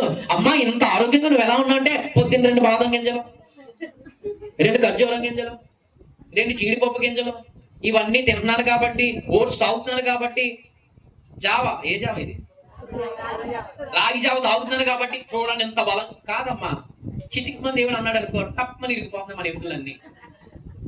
నువ్వు బాదం పప్పు గన్నేరు పప్పు తినడం కోసం కాదు బ్రతుకున్నది. ఈ రోజున దేవుని యొక్క ఆరోగ్యం ఆయుష్ ఉంది కాబట్టి నేటికి బ్రతికే జాబితాలో దేవుడు మనం పెట్టాలి. ఈ రోజున ఇది చెప్పడానికి మనం ఏంటి, నేను జిమ్కి వెళ్తున్నానండి, నేను డైట్ చేస్తున్నానండి, నూనె లేని కూర తింటున్నానండి, ఉప్పు లేని అన్నం తింటున్నానండి, ఈ కాదు యాసాలు ఇవన్నీ ఆపుకోండి. ఈ రోజు నుంచి నీకు ఆరోగ్యం ఉందంటే ఎవరిచ్చారు నీకు?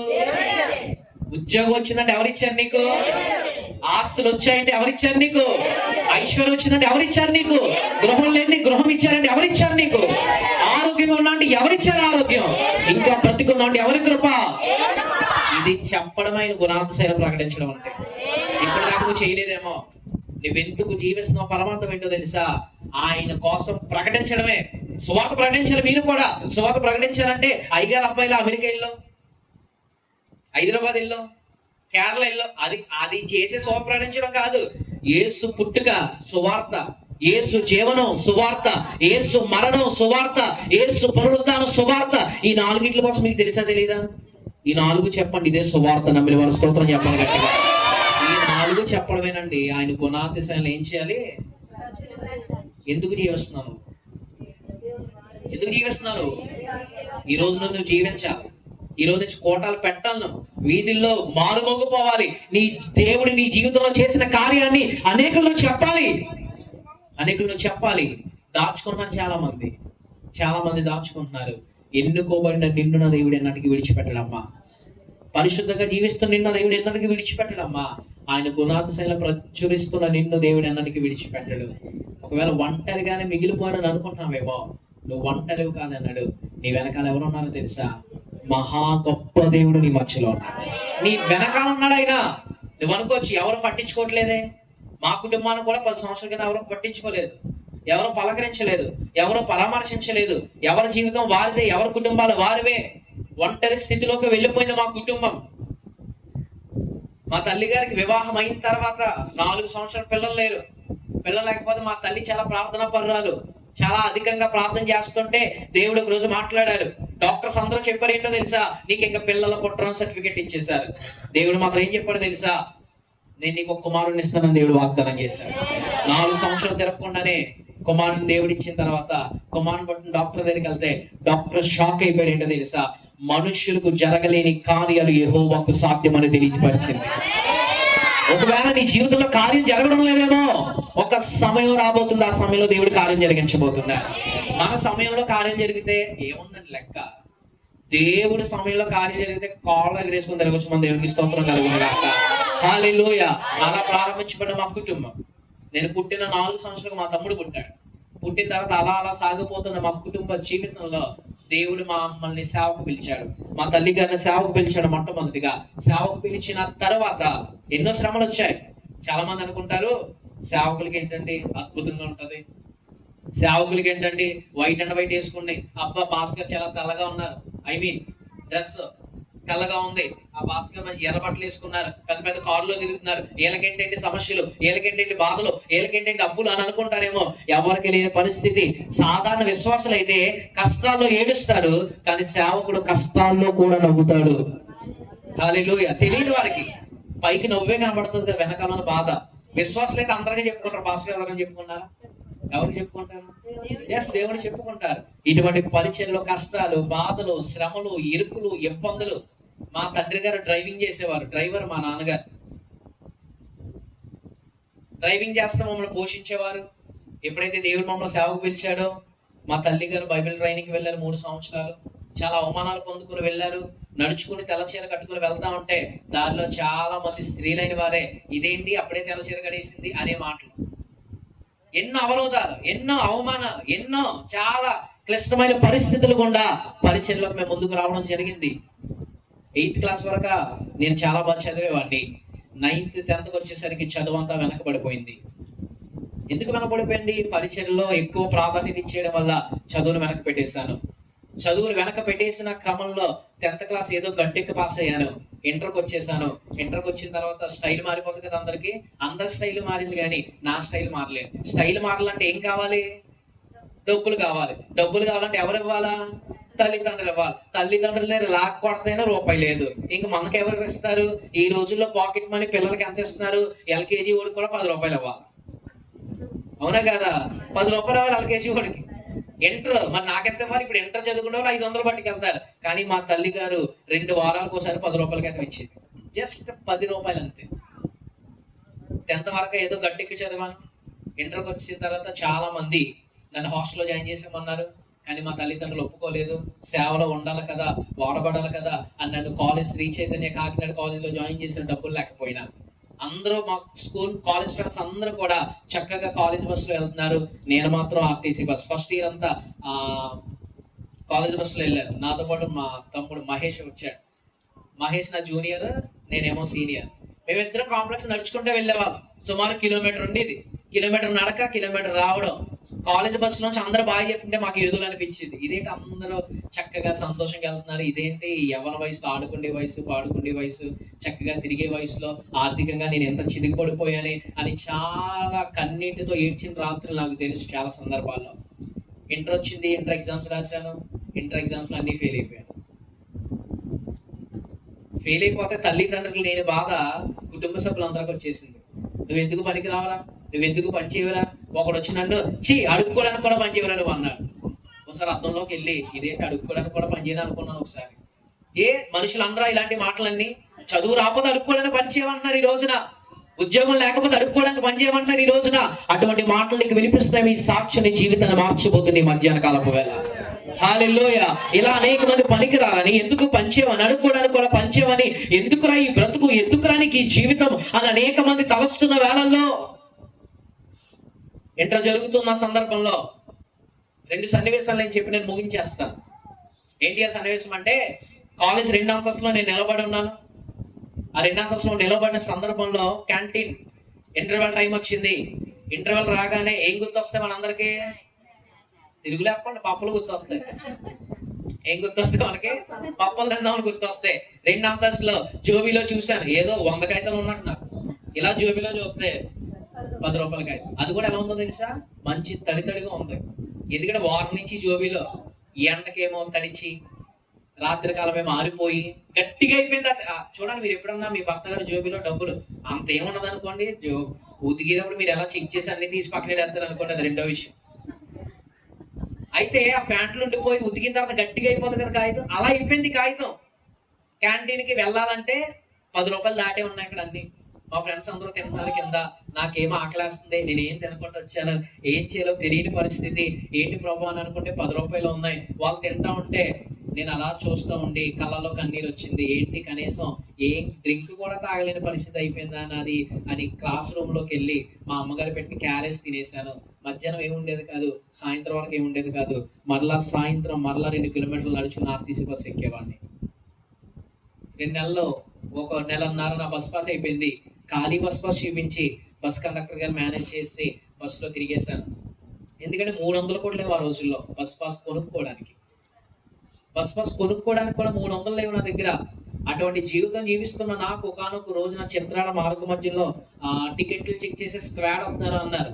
అంతే గుండెలో రైలు పరిగెట్టడం ప్రారంభించాయి. టికెట్ తీసుకుందామంటే ఏరా ఇప్పుడు దాకా టికెట్ తీసుకున్నందుకు బస్ పాస్ చెక్ చేసాడు అనుకోండి, కండక్టర్ ముందు కూడా ఎత్తాడు. ఏం చేయాలో తెలియని పరిస్థితి.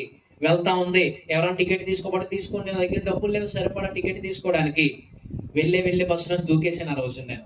ఎందుకంటే చెక్ చేస్తే నన్ను ఎవరన్నా ఏమన్నా అంటారేమో, అందరి ముందు తిడతారేమో. ఒకానొక రోజు నాకు కాళ్ళు చాలా నొప్పులు వచ్చేసి మధ్యాహ్నం నుంచి కాలేజ్ మధ్యలోంచి నేను బయటకు వచ్చేసాను ఇంటికి వెళ్ళిపోతామని. ఆ కాళ్ళు నొప్పులతో నా దగ్గర చూస్తే 7 రూపాయలు ఉన్నా నా జోబీలో. ఆటో ఎక్కి వెళ్ళాలంటే 15 రూపాయలు. ఏం చేయాలో తెలియక, మీకు కాకినాడ తెలుసో తెలీదో నాకు తెలియదు, కాకినాడలో డీమార్ట్ ఉంటది ఒకటి, అది ఉందో లేదో మీకు తెలుసో లేదో నాకు తెలియదు. ఆ డీమార్ట్ దగ్గర నుంచి అచ్చింపేట జంక్షన్ అని ఒకటి ఉంటది. సుమారు నాకు తెలిసి ఒక 7-8 కిలోమీటర్లు నేను నడుచుకుని వచ్చిన సందర్భం నాకు తెలిసి. ఎందుకో తెలుసా?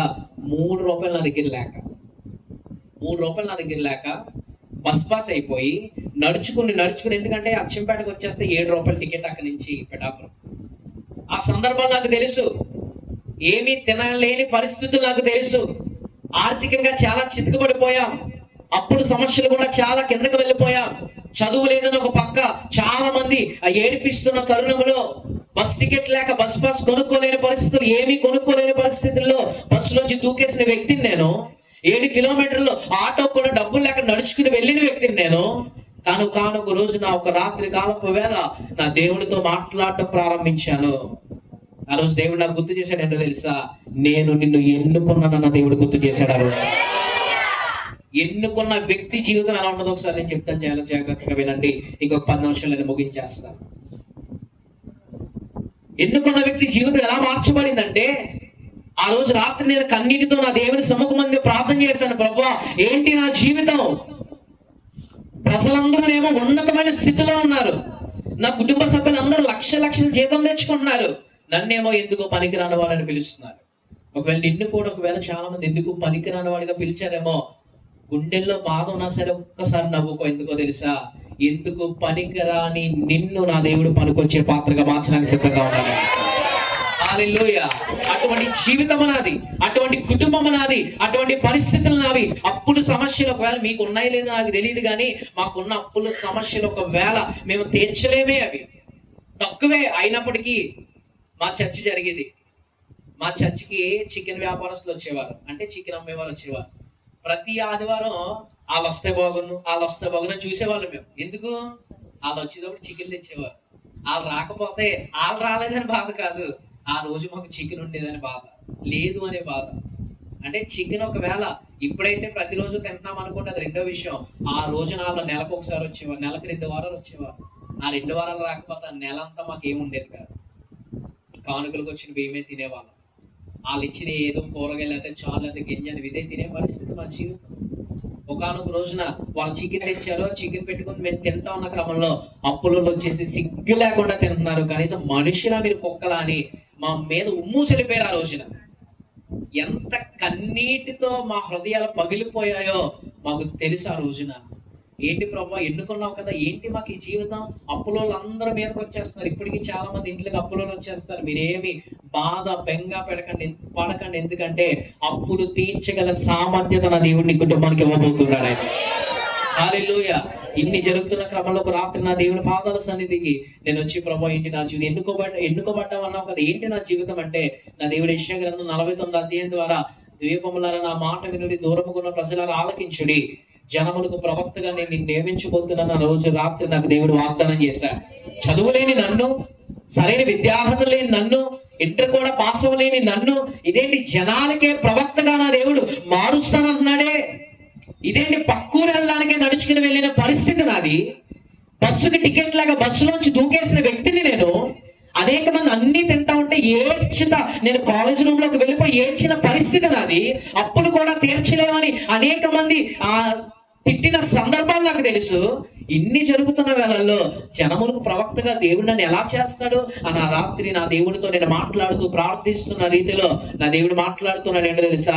నేను నిన్ను ఎన్నుకున్నాను, నేను నిన్ను విడిచిపెట్టిన రోజు నా దేవుడు వాగ్దానం చేసిన రాత్రి కాలపు వేళ. ఆ వాగ్దానాన్ని పట్టుకుని 8 సంవత్సరాలు నేను ప్రార్థన చేశాను. ఎన్ని సంవత్సరాలమ్మా? ఎస్. నువ్వెవరివే అంటే నేను అన్నాను, నేను దేవుని సొత్తుని అన్నాను, దేవుడు నన్ను ఎన్నుకున్నాడు అన్నాడు.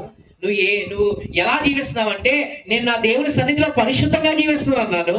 నువ్వు ఎందుకు జీవిస్తున్నావంటే నేను చెప్పాను ఆ రోజున, ప్రవ్వా నేను జీవిస్తే బ్రతుకున్నంత వరకు నీవు చేసిన మేళ్లను అనేకులకు ప్రచురము చేసే నేను ఈ లోకాన్ని విడిచిపెడతాను రోజున దేవునికి వాగ్దానం చేశాను. వాగ్దానం చేసిన దేవుడు నమ్మదగిన వాడు. ఒకవేళ నేనన్నా మారిపోవచ్చేమో, కానీ మన దేవుడు మారని సమర్థుడైన ఏ వ్యక్తి అయితే బస్ టికెట్లకు బస్సులో దూకేశాడు, ఏ వ్యక్తినైతే పనికిరాని పాత్రను అన్నారో, ఏ వ్యక్తి అయితే అడుక్కోవడానికి కూడా పంచేమన్నారో, కనీసం బస్ టికెట్ లేక ఆటో కూడా 3 రూపాయలు లేక 7 కిలోమీటర్లు నడిచిన నన్ను నా దేవుడు ఇప్పటికి సుమారు 15 దేశాలు ఇప్పటికి దేవుడు నన్ను వాడుకున్నాడు.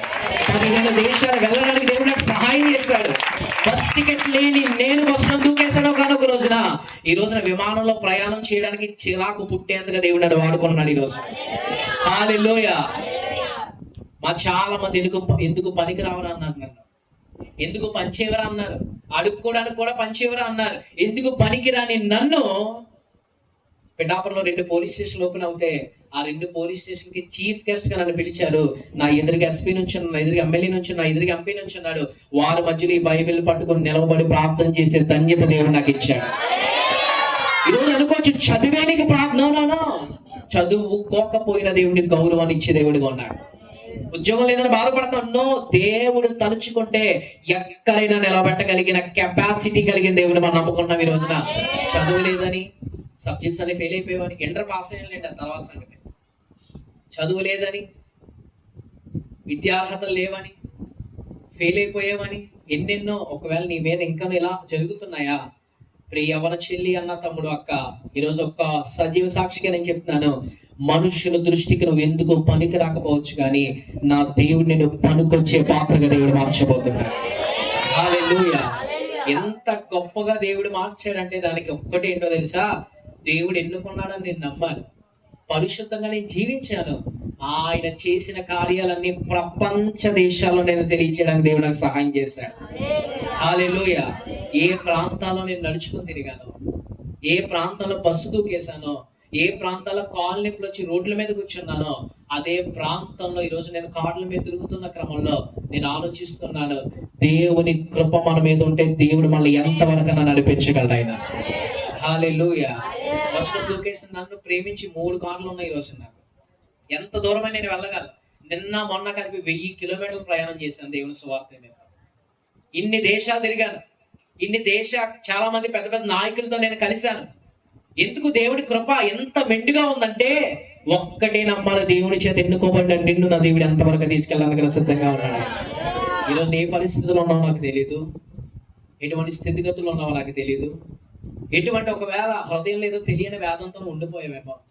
ఈరోజు నా దేవుడు నీతోనే మాట్లాడుతున్నాడు. దేవుని కోసం జీవించడానికి సిద్ధంగా ఉన్నావు. ఈరోజు దేవుని యొక్క గుణాతిశయమును ప్రచురించడానికి నువ్వు సిద్ధంగా ఉన్నావు. ఈ రోజు నా సాక్ష్యం చెప్తే అనేక మంది గుండెలు బాదుకుండేలా దేవుడు చేస్తున్నాడు. ఈ రోజున సామర్లపల్లి యూత్ మీటింగ్ జరిగింది. ఆ మీటింగ్ అయిన అనంతరం సుమారు 50 మంది యవనస్తులు ముందుకు వచ్చారు. 18 మంది బాప్తిసం తీసుకున్నారు. ఎందుకో తెలుసా? ఎస్, నా దేవుడిని నమ్ముకుంటే నా జీవితం ఇలా మార్చబడుతున్న సత్యాన్ని వాడు గుర్తెరగారు. ఈ రోజు అదే సత్యం నువ్వు గుర్తెరగలవా? ఆయన గుణాక్షరాలు ప్రచురించగలవా? తల్లిదండ్రులు అనొచ్చు నువ్వు ఎందుకు పనికి రావాలి, నీ పిన్ని బాబాయ్ అనొచ్చు నువ్వు ఎందుకు పనికి రావాలి, నీ వీధిలో అనొచ్చు నువ్వు ఎందుకు పని చేయవాలి, కానీ పనికిరాని నిన్ను, నీ జీవితాన్ని నా దేవుడి దగ్గర పెడితే పనికిరాని నిన్ను నా దేవుడు పనికొచ్చి పాత్రగా మార్చబోతున్న దేవుడు. కుటుంబ సభ్యులు, ఒంటరితనము, బాధ, కష్టము, ఆర్థికపరమైన స్థితిగతులు, వీటన్నిటి నుండి నా దేవుడు నన్ను విడిపించాడు. చిన్న గది, ఎంతే గది మాది, ఈ బలిపీఠం అంత ఉంది, ఎంతే గది ఉండేది మాది. ఆ గదిలో నలుగురు అటొకటి ఇటొకటి పడుకునేవారు. ఎప్పుడైతే దేవుని విశ్వసించామో, ఎప్పుడైతే దేవుడు మమ్మల్ని ఎన్నుకోవడం ప్రారంభించాడో, ఎప్పుడైతే దేవుడు ఉన్నత స్థితి నిజంగా దేవుని పిలుపు మేము లోబట్టామో, ఈ రోజున మా ఇంటి బయట మేము నుంచుంటే ఎక్కడ మీరు పని చేస్తున్నారా అని అడుగుతారు చాలా మంది మమ్మల్ని. మా ఇంటి బయట మేము నుంచుంటే మా తండ్రి గారు మొన్న మా కారు కడుగుతున్నారంట. కారు కడుగుతుంటే మా తండ్రి గారిని ఒకళ్ళు అన్నారంట, ఏ ఇంట్లో నువ్వు పని చేస్తున్నావా అని అడిగారంట. అంటే మీరు అర్థం చేసుకోండి, దేవుడు ఎంత ఉన్నతంగా ఆ ప్రాంతంలో దేవుడు మమ్మల్ని ఆశీర్వదించాడు. అంటే ఆయన చేసే కార్యాలు కంటికి కనబడమంట. పలానా డ్రైవర్ ఇల్లా అని అనుకోరు, ఇది పలానా డ్రైవర్ కారా అని అనుకోరు. ఇది ఎవరి కారో తెలుసా? దేవుని సేవకుడు, దేవుడి చేత పిలువబడ్డ వ్యక్తి ఇల్లు అని అనుకున్నారు ఈ రోజున. హల్లెలూయా. కట్టుకోవడం మాది కదా, ఏవో ఇల్లు కట్టించని దాన్ని కట్టేవారి ప్రయాసమో దేవుడు కట్టాడు. అది ఈ రోజు నీ కుటుంబాన్ని దేవుడు కట్టబోతున్నాడు, నీ బిడ్డల జీవితాన్ని దేవుడు కట్టబోతున్నాడు. నిజంగా నీ గృహాలు ఏమేమో వచ్చే సంవత్సరానికల్లా నా దేవుడు చాలా మంది గృహాల చేత దేవుడు దీవించబోతున్నాడు. వివాహాలు అవట్లేదా? గర్భఫలాలు రావడం లేదా? వేచి చూడు, ఆయన సమయానికి దేవుడిని కన్నివ్వబోతున్న దేవుడు ఆయన. హల్లెలూయా. ఎంత కార్యాలు నా జీవితంలో చేసిన దేవుడు నీ జీవితంలో చేయలేడంటారా? నేను మనిషినే కదా, మీరు మనుషులే కదా, నేను మీలాగే ఉన్నవాడినే కదా, మీరు నాలా ఉన్నవారు కదా. నా జీవితాన్ని మార్చిన దేవుడు నీ జీవితాన్ని మార్చలేడా? ఎస్, పనికిరాని వాడనే అన్నారు నన్ను అందరూ, పని చేయవనే అన్నారు నన్ను అందరూ. కానీ ఈ రోజున పిఠాపురంలో ఉన్నతమైన పేరుని దేవుడు మాకు ఇచ్చాడు. సన్నీ అంటే తెలియని వ్యక్తులు ఉండరు. చాలా దేశాల నుంచి నాకు ఇప్పటికీ నోటేషన్స్ వచ్చాయి. దేవుని కృప ఉంటే దేవుని చిత్తమైన సెప్టెంబర్లో నేను అమెరికా దేశం వెళ్ళబోతున్నా. ఎందుకు ఇన్ని దేశాలు నన్ను దేవుడు తిప్పుతున్నాడు? ఆయన గుణాతిశయములో నేను ఏం చేయాలి? ఇప్పుడు ఈ రోజున ఒక్కటే మిగిలిపోయింది. దేవుని ఎన్నుకున్నాడు, ఓకే, పరిశుద్ధంగా జీవిస్తున్నావు, ఓకే, కానీ ఆయన చేసిన కార్యాలను చెప్పడం ప్రారంభించు. నీ కొరకు ప్రజలకు దేవుడు తెలియచేయడం ప్రారంభిస్తాడు. నీ కొరకు అనేకులు అద్భుతంగా మాట్లాడుకునేలా దేవుడు చేయబోతున్నాడు. సిద్ధంగా ఉన్నావు? ఈ రోజున దేవుడి కోసం జీవిస్తావా? దేవుడి కోసం బ్రతుకుతావా? ఆయన ఎన్నుకున్నాడు, నువ్వు విశ్వసిస్తావా? ఈరోజు నీ జీవితాన్ని ఎలా తెలియచేయాలో తెలుసా? నేను ఎలా ఉన్నానంటే దేవుడి నేను కారణం, దేవుడికి ఇచ్చేయండి. నువ్వు దేవుడికి ఎప్పుడైతే ఘనతనిస్తావో, మహిమనిస్తావో, కావలసినవన్నీ నా ప్రభువునికి ఇవ్వడానికి సిద్ధంగా ఉన్నాడు. నా బ్రతుకును మార్చిన దేవుడు, నా జీవితాన్ని మార్చిన దేవుడు, నన్ను ఎన్నుకున్న దేవుడు. ఎంత క్లిష్ట పరిస్థితి అంటే మీరు అర్థం చేసుకోండి. 10 రూపాయలు కూడా లేని పరిస్థితి నుండి కొన్ని వేల మందికి ఫ్రీగా మెడికల్ క్యాంప్స్ పెట్టే కృప దేవుడు మాకు ఇచ్చాడు. కొన్ని వందల మందిని తర్ఫీదు చేయగలిగిన కృప దేవుడు మాకు ఇచ్చాడు. అనేక కార్యక్రమాలు చేయడానికి కలిగిన కృపను దేవుడు మాకు ఇచ్చాడు. ఎందుకు నేను గర్వంగా చెప్తున్నాను తెలుసా? ఇది నా మహిమను బట్టి కాదు, నా ఘనతను బట్టి కాదు. ఒక వ్యక్తిని దేవుడు పట్టుకుని వాడుకుంటే వాడి జీవితాన్ని దేవుడు ఎంతవరకు అని తీసుకెళ్ళడానికి సిద్ధంగా ఉన్నాడు. ఏమో నన్ను తీసుకెళ్ళాడు ఆ రోజున, ఈ రోజు నువ్వే ఉన్నావు. ఈ రోజు నిన్ను తీసుకెళ్ళబోతున్నారు. నువ్వు అనుకోవచ్చు, నన్ను కాదు నా పక్కోండి కాదు, నిన్నే దేవుడు తీసుకెళ్ళబోతున్నా ఆ స్థితిలోకి. ఒక్కసారి నువ్వు కళ్ళు మూసుకోగలవు, నువ్వు ఉన్న ప్రాంతంలోనే. Just close your eyes. నువ్వు ఉన్న ప్రాంతంలో బైబిల్ మూసి కళ్ళు మూసుకోగలవా? నువ్వు ఖచ్చితంగా కళ్ళు మూసుకుని, అయ్యా నీ సేవకుడి జీవితాన్ని మార్చిన దేవుడు మా జీవితాన్ని మార్చు. ఈరోజు నువ్వు ఎవరో నీకు తెలుసు,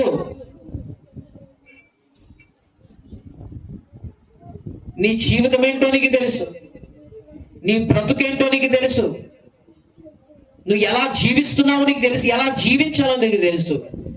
ఎందుకు జీవిస్తున్నావు ఈ లోకంలో? ఇప్పటి వరకు ఎందుకు జీవిస్తున్నావు? ఇప్పుడు గుర్తెరగావా? చిన్న ప్రార్థన చేసుకో, ప్రభువా మా జీవితాలను మార్చాలి, మా కుటుంబాలను మార్చాలి, మా బ్రతుకులను మారిస్తే మా జీవితాల పట్ల నీ గొప్ప ప్రణాళిక దాచించాలి. చిన్న ప్రార్థన ఒక్క నిమిషం నేను ముగిస్తాను. ప్రియ సంగమా, ఏ స్థితిలో నువ్వు ఉన్నావు? ప్రియవన తమ్ముడు, ప్రియ చెల్లి, అక్క, the what situation you are facing today, A situation నువ్వు ఈ రోజున అధిగమించలేకపోతున్నావా? దేవుడు నీతోనే మాట్లాడుతున్నాడు. మీ అమ్మ ఎవరు బయటికి వెళ్ళొద్దు. జస్ట్ ఏ స్మాల్ ప్రేయర్ మీకోసం లోపలికి రావాలి. యవనస్తుల భవిష్యత్తు నా దేవుడు ఆశీర్వదించబోయే సమయం ఈ సమయం. ఖచ్చితంగా నువ్వు దేవుడి కోసం జీవించిన ఆశ నీలో ఉందా? ఎందుకు ఈ బ్రతుకు అనుకున్నావా కానొక రోజున? ఎందుకు ఈ స్థితి అనుకున్నావా కానొక రోజున? ఏంటి నా భవిష్యత్తు అనుకున్నావా కానొక రోజున? కన్నీరే నీ జీవితం అనుకున్నావేమో, వేదనే నీ జీవితం అనుకున్నావేమో, సమస్యలే నీ జీవితం అనుకున్నావేమో. ఎప్పుడైతే దేవుని వాక్యాన్ని నువ్వు ఎప్పుడైతే చదవగలుగుతావో, దేవుని వాక్యాన్ని ఎప్పుడైతే పఠించగలుగుతావో, దేవుని వాక్యానుసారంగా ఎప్పుడైతే నువ్వు నడవగలుగుతావో, ఈ రోజున చీకటిలో నుండి నా ఎవరు ఆశ్చర్యకరమైన వెలుగులోకి నడిపించడానికి సిద్ధంగా ఉన్నాను. ఆయన కొన్ని వేల మంది కొరకు ప్రార్థించిన నేను